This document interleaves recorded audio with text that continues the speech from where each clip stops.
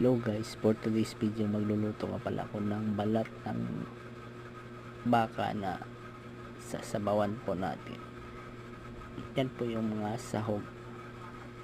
Yan, isa na po natin ang bawang, sibuyas, tsaka luya. Lagyan na rin natin ng konting paminta.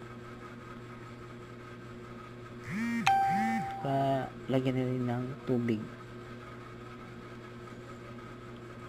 Yan guys, kumukulo na. Haluin natin para pantay yung pagkaluto.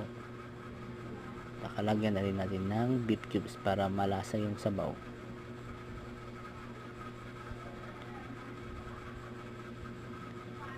Tsaka haluin natin. Yan guys, luto na. Kain na tayo. Thanks for watching.